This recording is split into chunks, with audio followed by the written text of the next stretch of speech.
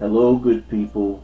Once again, I'm the Reverend Wayne Griffin, and this message is entitled The Law of Sin and Death. According to Romans chapter 8, verse 2 in the Bible, through Jesus we have been freed from the Old Testament law.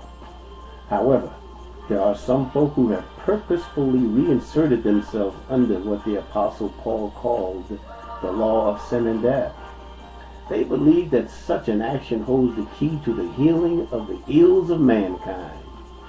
Really though, it doesn't take rocket science for one to realize that attempts to obey and enforce obedience to the hundreds of ancient Old Testament laws just has not worked. It's been many centuries since those old laws were given to Moses, and not a single soul has been saved by them. I mean, think about it logically for a moment. If the Old Testament law had been effective, why would God have bothered to institute the New Testament law of grace, especially at the cost of giving up the life of his precious son Jesus? The Old Testament law would have been sufficient. It would have been enough to do the job of saving mankind from sin. However, you and I know that the rules requiring countless sacrifices for sins never did the job of changing a single heart. Actually, the law wasn't meant to.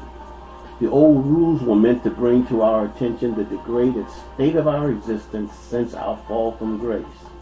Just read Isaiah chapter 6 verse 5 to see what I'm talking about. It turns out that the multiple sacrifices for sin were no more effective than saying 12 Hail Marys. That type of thing never works. And by the way, remember in Luke chapter 1 verse 28 when the angel Gabriel hailed Mary when he approached her to give her the good news of Jesus' coming birth? Well, that's where the practice of saying 12 Hail Marys comes from. Just another tradition of man. But no, folks. We need a spiritual cleansing of the heart to save us from our inherited sin state. And that's exactly what God offers us through Jesus.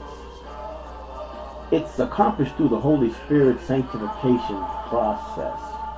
So folks, stay out under the light of grace. Stay out under Jesus Christ. Accept Jesus Christ and be saved. And that's all I have for you. Bye-bye.